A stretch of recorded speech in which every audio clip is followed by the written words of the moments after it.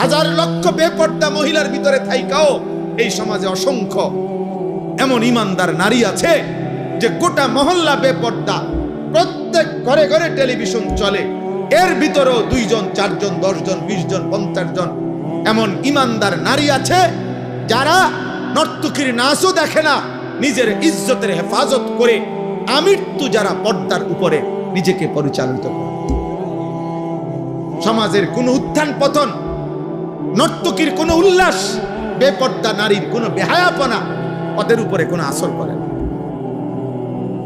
এমন অসংখ্য যুবকও আছে আলহামদুলিল্লাহ যারা